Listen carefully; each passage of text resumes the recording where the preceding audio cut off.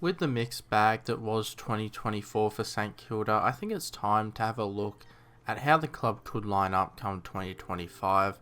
The team will finish their pre-season training for the year on the 18th of December at RSEA Park, and with the training reports I've read and what I've seen in real life and obviously what we saw in the 2024 season, I would like to have a go at producing a bit of an early team. I won't include any injuries, but I think this is a bit of an interesting thing that we can look back on after practice games come round one, see how right I was, because I am going to change a few positions. I'll explain them when I get there, but yeah, might as well just get straight into the video.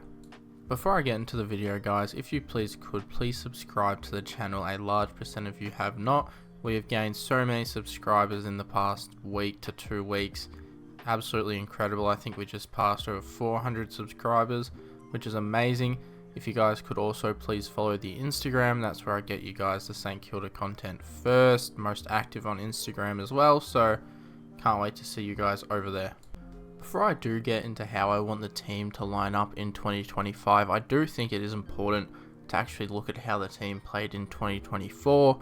Ball movement wise, we ranked 5th for disposals per game, we ranked 2nd for kicks per game, 12th with per handballs per game, and 2nd for marks and 17th for clearances. So what does this tell me just by looking at the ball movement? We obviously love going by foot. We're not a big fan of handballing, so we obviously want that quick play, that slingshot play out of our back line. Marks we also rank 2nd for, so we do like chipping it around, especially come when we get to the forward line. We like chipping it around from that 70 to 50 mark. And with clearances at 17th, that shows me that our midfield isn't up to standard come stoppage, not only at centre bounce but also around the ground. We just cannot get the ball out of there. That's a big issue, and that's why we've recruited players like Jack McRae this year to hopefully combat that. Scoring was easily the worst aspect of our game in 2024. We were bottom 4 for goals, behinds, goal assists and inside 50s per game, which is absolutely terrible. Obviously these numbers did ramp up a bit come late in the year. We obviously saw us kick 100 points against West Coast and Essendon. We worked the ball inside 50 a lot better. We weren't bombing it in anymore. We were doing nice clean kicks. Obviously that would lead to a lot more goal assists as well. So this is a big aspect of the game we need to work on, and a way that we can do that is by getting good ball users in our team fit and healthy for an entire season. Obviously that's something that we can't always control, but that's a real aspect we need to work on, the fitness of these injury prone players. And if we get these good ball users in the team, like the players we've recruited, then I think we are a good chance at increasing these scoring numbers in 2025. I do also think it's important to look at how opponents went against us in 2024. So the higher the number, the worse the statistic, to be honest. So disposals, 361 per, so that ranked 7th, which, is a bit mediocre. Marks, we allowed the most marks, so at number 2 we allowed 100 per game. This can be seen as a bad thing. We're allowing our opponents to keep their hands on the ball, but it can also be seen as a good thing, is that we're working really well defensively to stop them moving forward, and they're just chipping it around the back line.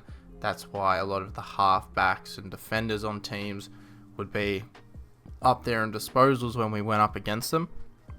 Goals, 11th per, so we actually allowed the least amount of goals this year, which is amazing. That's something you want to see from a team. That's a good sign that you're a really great defense. And then clearances, so despite us only averaging, I think it was 34 per, which was 17th or 18th, I can't remember it now, but we also only allowed 35 per, which was 17th in the comp, so 2nd best, which is amazing. So if we can just work on stopping the opponents moving up the ground like it looks like we were in 2024, when you look at the marks, the disposals, and the exact players that had the disposals, most of them were all in the back line. I think that's a good sign come 2025. Alright, so with the team, we are going to be working from back to the forwards. So starting off with our fullbacks, I think Jimmy Webster is the right fit for this back pocket position. He played 15 games in 2024 and 9 post-bye, which is every game post-bye for us. Had 13.3 disposals, which was below average for his position, 4.6 marks, which was average for his position, and 2.5 tackles, which was above average, and a 31.6 player rating. Jimmy Webster, I know he's a bit of a controversial player for us, not only on field, but sometimes on field, especially with the training, pre-season against North Melbourne. I know he's got a lot of haters from that, but it's hard to go against his impact when he came into this team against North Melbourne. I want to say round 9 or maybe round 8. He really did have an impact coming back from that suspension. Really, the only other contender I'd be looking at for his back pocket position is Liam Stocker. Personally, while I do like Liam Stocker, there is an argument to be made that he may have outgrown this back pocket position, at least for this year. You look at his midfield grunt work late last year, mainly against Carlton and Geelong. He did really well in those positions. And with Jimmy Webster, yes, he is getting older. He's one of the oldest players in this team. But his ability to still play on smalls and sometimes work up to those tall forwards is still there. He's great for us. He just fits into this system well. And I think it's hard to go past him, especially since we don't have much defensive depth in this team anymore. Fullback, got to go Dougal Howard, 15 games in 2024 as well, and 8 post-bye. Howard had 11.5 disposals, 4.8 spoils, and 1.5 intercepts with a 41.6 player rating. All those were average for his position. Howard, yet again, another controversial player on field. A lot of people call for his head ever since that amazing 2021 season he had, but I think Dougal really did show that he has improved since those last couple of years this year, especially post-bye. That game against Sydney was amazing, just off the top of my head. And yeah, he's really improved a lot, especially his kicking. I would always worry when he had the ball in his hands, especially because sometimes he'd walk it out of the back line after a behind. But it's great to see that Dougal Howard has improved since then. I think he might be 30 now. I'm not too sure. He's on a 1-year deal, so it's on a bit of a prove-it deal still. But I do think Howard is our starting fullback. We just don't have a player that can play in that position right now, if we're being honest. Cordy is one, but can we really trust Zane Cordy after playing minimal games this year? But yeah, I think we just got to lock in Howard for this position. Hopefully he can stay healthy like he did sort of in that 2022-2021 season. He's sort of been a bit injury rattled the past 2 years, but hopefully Howard can stay healthy for this team. And in the other back pocket, we have Callum Wilkie, obviously our main man. 23 games in 2024, that's every game played. Mr. Consistent, hasn't missed a game since his debut. 17.5 disposals, which is ranked elite for his position. 5.4 spoils, which is ranked above average. And 2.4 intercepts, which is average, with a 90.8 player rating. So that is the top of the top. No one's past 100 in player rating. So Callum Wilkie is that guy. Easily our best defender in this team. Best lockdown defender. Best intercept defender. He is just that guy. All-Australian fullback in 2023. So don't think I need to talk about Wilkie too much. He has earned this position in the team. Up next, I've got the half back line. This is where I do get a bit experimental, especially at this point where it's early in the year. So at half back one, I've got Nasiah Wanganeen-Milera, 22 games in 2024, 9 post-bye, 25.7 disposals, 6.6 marks, and 521.8 metres gained, all ranked elite at his position.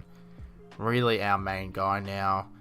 With Sinclair, could he spend more time in the midfield? I'll touch on that when I get to him, but I think this is the year that, although Nasiah has been really consistent in his form and been really good for the past 2 years without recognition, I think this is the year that we really start to see a player like Nasiah Wanganeen-Milera get recognised in our team for how good he is. You can see it right there. He was ranked elite at his position despite a 78.0 player rating. And yeah, everyone loves him. No one hates him. One of the best kicks in the league. Really classy player. And again, one of those really good ball users who we need to have in this team. On the other half back line, I've got Jack Sinclair, 22 games in 2024, 9 post bye. Obviously missed round 1 versus Geelong. 27.1 disposals, ranked elite for his position, and then 3 tackles and 458.7 metres gained, which was ranked above average, and then a 94.7 player rating. So while some people are calling for Sinclair to make a midfield move, and it's something we saw last year as well, Jack Sinclair, and we can really see it with our ball movement when we try playing him on ball versus when he's playing off ball. He is the key to our ball movement. As much as I would like to see other players step up, he is really one of our best players at moving the ball from the back line to the forward line. He is so consistent as well. He's always up there at the top of the disposals for us, so it works. Sometimes players are just great at a position and you have to keep them there. Well, yes, we have drafted Travalia. I do think he's still a bit raw watching him so far in preseason. He could come back after Christmas firing, but I do think Sinclair makes sense for this position. And at centre half back, I've got Anthony Caminiti now. Caminiti is a bit of a mixed bag because obviously he's played his first 2 years as a forward and then played 1 game as a backman before Max King went down. And he sort of just had to get shuffled back into that forward line. So as a forward last year, Caminiti averaged 8.9 disposals, 3.3 marks and 2.3 tackles with a 37.3 player rating. So Caminiti, a lot of people are calling for him to be a backman, and considering what Ross Lyon spoke about last season and with a fit Max King, I do think it's really a chance for Caminiti to play back in 2025. I get that some people probably don't love the idea of him playing back, but again, at this point it is still all speculation, with Caminiti not going to be able to join like the main training session until early January next year with that shoulder surgery he had in the postseason, and you can see the scar in the photo from that shoulder surgery. But yeah, I do believe Caminiti could be that guy to fill that centre half back position and sort of fill the Josh Battle loss that we obviously lost this year. And then on the bench for the backman, I'm going to have Angus McLennan. McLennan not only impressed me last year with his ability to basically just get shuffled into this team last minute, but he's also improving again this preseason. He's looked a lot sort of leaner while putting on a bit more muscle, and I do think he has improved a fair bit. He's a bit like a Jimmy Webster type, I believe. Like, he can probably play on those small and then like somewhat play on tall forwards. And as a kid, I think he's only 20, 21 again. I do think he's just a player that we can back in now with the amount of youth and depth we have, considering, you know, in that back line, you know, like Schoenmakers fighting for that spot, Stockers fighting for that spot. Would really like to see us back in McLennan. 12.5 disposals in his 2 games, 6.5 marks and 1.0 tackles, so just 1 tackle. And that is with getting subbed off halfway through his 2nd game.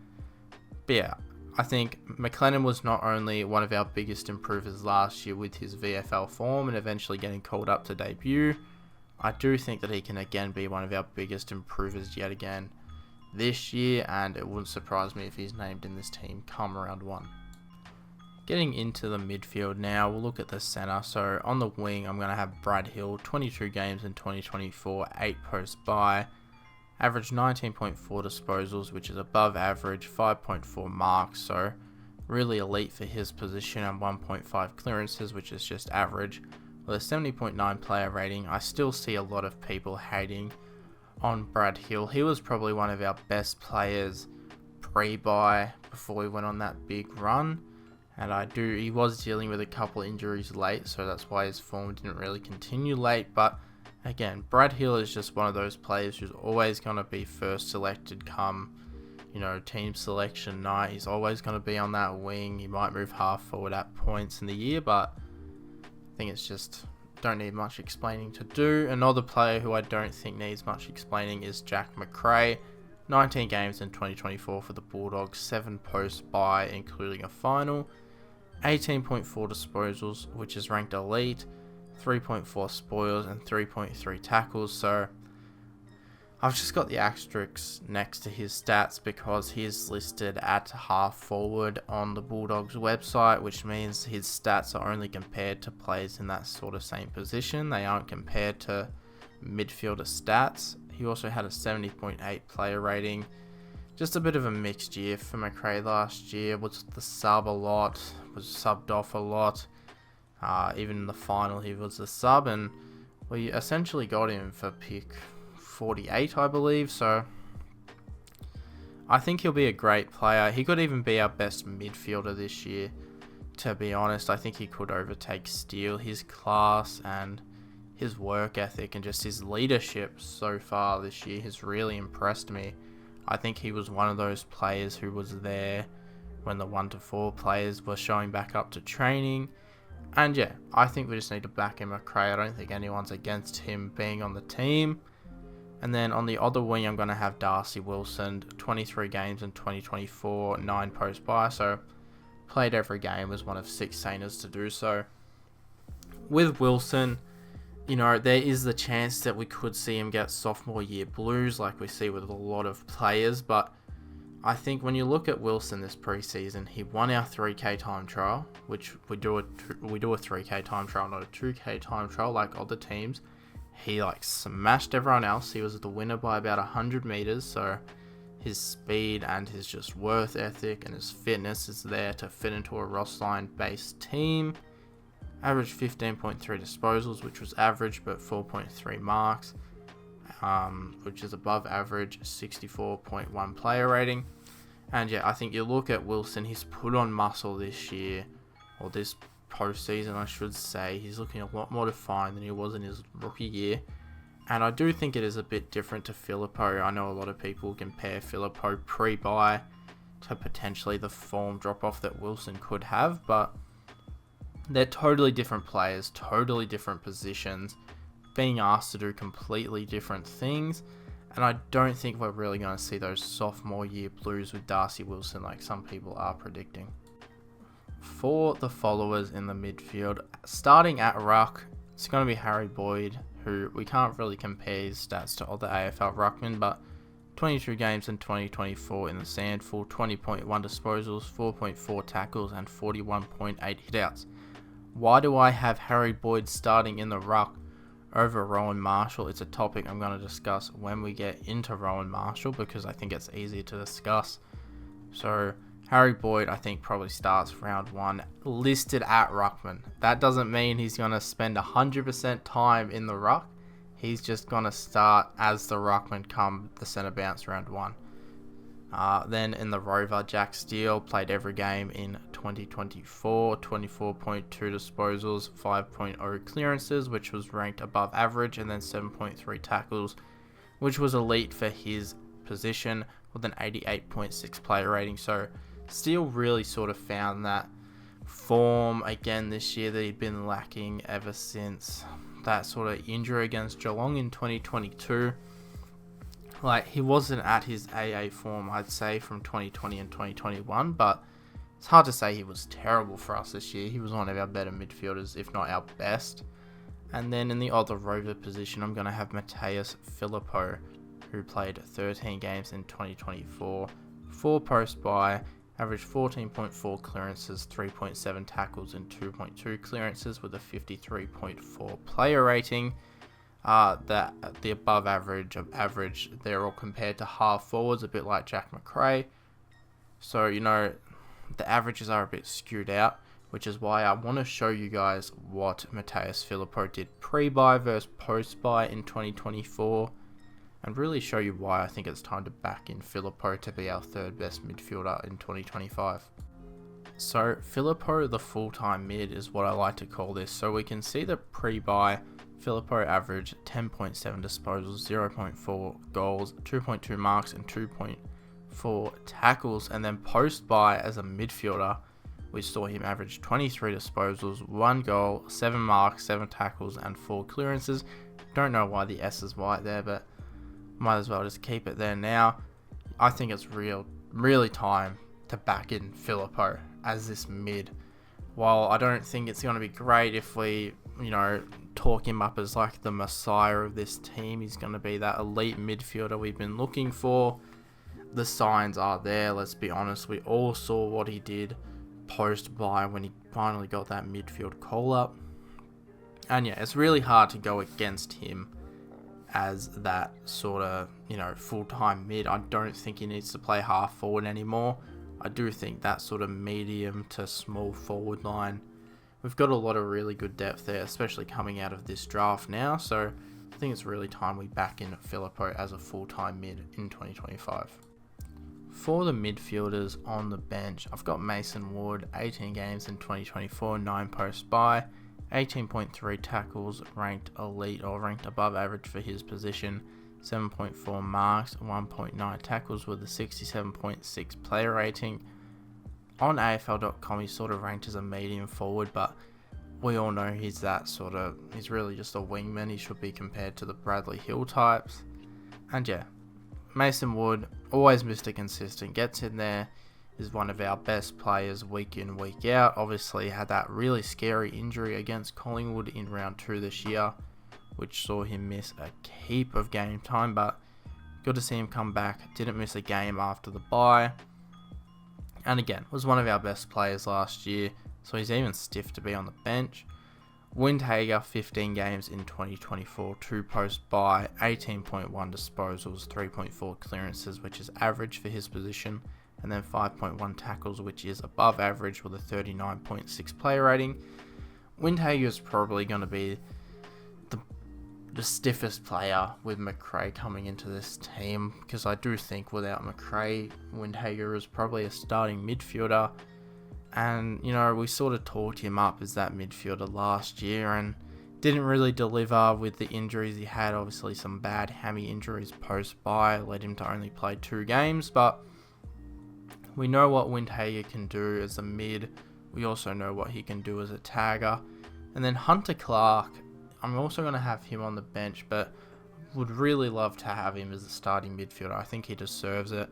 11 games in 2024, 8 post-bye, had 19.3 disposals, which was ranked average, but 4.2 clearances and 3.9 tackles, which got calculated into a 45.9 player rating. I don't know why I can't speak there, but Hunter Clark to me is really our barometer. When he is on, we win football games. I think we've won 9 games with Hunter Clark in this side and only lost 2 games with Hunter Clark in it. So that really goes to show you that if Hunter Clark's playing, we're probably going to win football games, especially late this year. And yeah, Clark's biggest issue is his fitness, but I'm not going to get into all that stuff with Clark really, because I'm going to have a video releasing soon on some players and Clark will be featured there, but stay tuned for that one. But Hunter Clark definitely deserves a spot in this team, and it shows when he plays, we win football games. For the forwards now, Liam Henry is easily going to be a lock to start at half forward. 12 games in 2024, 4 post-bye, 13.8 disposals, which was ranked above average, and then 2.8 marks and 2.7 tackles, which was average for a 6.24 player rating. Look, with Henry, it's always hard. His knee, hearing a lot of mixed news about Henry's knee, to be honest. I do think he'll probably be ready for round 1. But, the question's always going to be there. I do think I'm sort of selecting our best team rather than who I think could probably go up against Adelaide. And while the stats don't necessarily show it with Henry, he nearly won us a lot of football games this year. He was easily in our top 3 against Collingwood. He was great against Geelong. He almost won us a game against the reigning premiers now with Brisbane at the Gabba. He won us that game versus Sydney alongside Mateus Filippo. So he played 12 games and he was top 3 and won us games, or almost won us games, and at least 4 of them off the top of my head. He is so important to this team. The way he plays fits this team perfectly, the style we want to play. And then on the other half forward line, I've got Mitch Owens, who played every game this year. Bit of a down year compared to last though. 12.3 disposals, 3.2 marks, 0.9 goals for a 73.6 player rating. I still don't think we're ready to pull the trigger on a Mitch Owens midfielder, like full-time midfield just yet. I still think he can be that really good half-forward player, however, for us. And with Harry Boyd now in the team alongside Rowan Marshall, we also don't need to shove Owens in the ruck. He can just learn how to play half-forward if he really wants to. Go into the midfield at spurts. Obviously, he's not going to be set as a half-forward every game, every minute, but I think this is really the year we need to see. While 2023 was his breakout, I think we need to see an improvement on that. It doesn't need to be a massive improvement. I don't expect him to win Brownlow or anything, but would like to either see him get near that 2023 form or above it.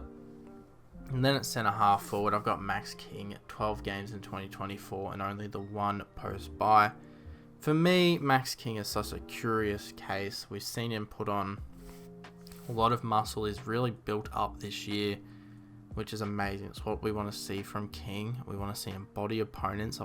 Obviously his first probably 2 years in the league, he was a really skinny player, was finding it really hard to outbody his opponents. But I also think that Max King works best splitting it 50-50 as a centre half forward and a full forward, sort of round 1 to 4, which is where we saw King play his best footy. He was working higher up the ground and delivering it forward to other players. So we were sort of playing it with Max King as the centre half forward and Tim Membry as the deepest forward at times. Obviously Membry's no longer with us now at Collingwood, but I think Max King does work better in that centre half forward position, roaming up the ground, a bit similar to what a Harry Mackay does.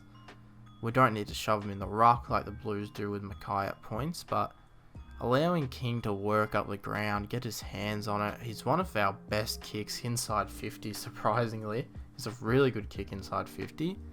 And yeah, like he can easily have his best season this year with the way he's looked so far this pre-season, although he's not been doing much main training sessions, still dealing with that injury, but I do think it works for us. For the key forwards, Jack Higgins in the forward pocket, 20 games in 2024, 9 post bye. Was easily our best forward all year, kicked the most goals for us. I think he kicked 32 or something. 12.2 disposals, 3 marks, which was ranked average, with a 76.9 player rating. Higgins, despite being our leading goal kicker for the past 2 years, is never ranked as that sort of elite forward, and I can sort of get that, but people also just really don't recognise him as well. I think a lot of people still think Dan Butler's above Higgins, but there's obviously people that don't watch St Kilda too closely. It's a bit annoying, like he'll miss games here or there, like he got suspended, which isn't really his fault, but nothing we can really do about that now. I'm just hoping for a breakout season from Higgins. He's looked to really like slim down, lose a lot of his body fat so far this preseason, and I think is really gearing for a big 2024. In the other forward pocket, I've got Cooper Sharman, 18 games in 2024, 9 post bye, 9.6 disposals, 3.8 marks, and 1 goal a game. All ranked average for his position with a 61.3 player rating.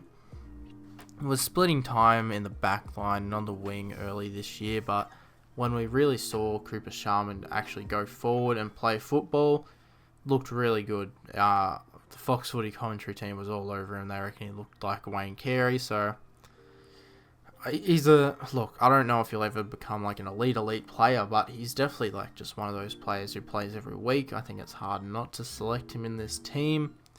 And then at full forward, I know a lot of people are going to hate me for this, but I'm going to put Rowan Marshall in the full forward. Like, we saw what he did when he went forward late last year, and I'll get into that a bit more next, but right now I think we need to name Rowan Marshall as the full forward and just try it out, especially in the preseason games. Now, before you go and shit on me in the comments for this take, I just want to show you Rowan Marshall's stats pre-bye and post-bye.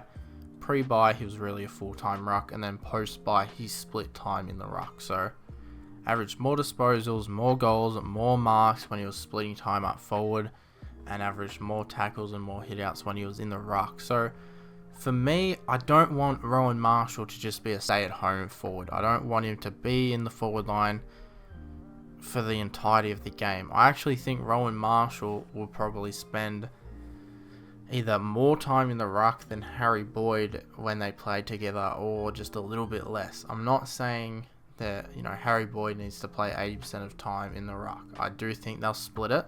I just think you look at what Rowan Marshall not only does for himself when he's in the forward line, but you look 2 years ago in 2022, you look what he did for Max King when he was in that forward line. Easily King's best year was 2022 when he had either Marshall or Ryder in the forward line with him, kicked over 50 goals. So just having Marshall there at spurts during the game is what I really want to see out of him. Like, we know he's a good ruckman. We know he's a really good ruckman. He's all Australian caliber, even if Nathan Buckley doesn't believe that. But, he easily is, and he would easily be an all Australian forward as well. I know in the Harry Boyd video I did touch on this topic a little bit, and a lot of people weren't a fan, but I don't think they really understood the point I was trying to make. I don't believe that Rowan Marshall is a full-time full forward. I'm just listing him here to, mainly get it a bit divisive, but having the ability of Marshall being able to go into that forward line and easily have an impact. He went into that forward line and looked like our best forward, and he was our ruckman as well. So he'll split time in the ruck. He'll still be an all-Australian caliber ruckman, but he'll just spend a couple more minutes, a couple more, quarters as a forward this year, and it will really help out Max King. I believe it frees up Max King to get higher up the ground. It allows Cooper Sharman to, get the third best defender every time. I do think it is a really, good move that we should be testing out with Harry Boyd in the preseason and come round one. So looking at the team just overall for our list profile, for experience we ranked 68.2, which is 13th worst in the competition, I'll say. So, I don't really know how to explain it, but we're bottom in experience, so we're really young. Average age, we're 14th, so we're the 14th youngest team in the competition. Is that how I want to say it? No, we're the 5th youngest team in the competition. I think that's what I'm trying to say. But yeah, we're a really young team, don't have a lot of experience, and then I've also, I've listed that we have 4 All-Australians and 4 Premiership players, just to try and show the leadership that we have around the club nowadays. But yeah, I think, it's really good. We're really young. We've almost completely rebuilt this list from 2022 without bottoming out, and we've got enough young talent to the point where we should be fine when Tassie come into the competition in 2028, 2029, who knows officially when they will. But yeah, I think we're in a good spot now. We're a really young team, and a lot of people sort of underrate our young depth. Speaking of the young depth we have, I thought I'd just quickly mock up a bit of a VFL side, just with our best players that weren't picked. So, this also just really shows off our youth. So, Zane Cordy, Liam Stocker, Alex Taru, all in the fullback positions. Travalia, Schoenmaker, Hasty, all halfbacks. Carroll and Ryan Burns on a wing. Paddy Dow in the centre. Max Hall, James Barat, Patrick Sett on the half forward line. Lance Collard, Dan Butler, Isaac Keeler as full forwards. Max Heath, Zach Jones, Hugo Garcia as the followers. And then Alex Dodson, Hugh Boxall, and Liam O'Connell on the bench. So it's actually an alright VFL side when you'll obviously add the VFL players that Sandringham currently have. And I think this is an alright team. Obviously, there's going to be injuries at points during the season. We're never going to be this stacked with our VFL side. But I always think it is interesting to look at how the VFL side could line up in 2025. But yeah, guys, I do hope you enjoyed this video. I did get a bit wacky with some predictions in there. Obviously, I know a couple people hate the Rowan Marshall full forward move, but I do think he'll play a majority of ruck. I just think when he's in the forward line, he's almost a better player than as a ruck. But yeah, don't need to touch on it much more. It's just my opinion. Everyone's entitled to another opinion, but yeah, I hope you guys did enjoy this video. Don't forget to like, don't forget to subscribe, comment, what you think I got wrong, what you think I got right, and follow the Instagram as well on Saints Nation AU on Instagram, and I'll see you guys in the next video.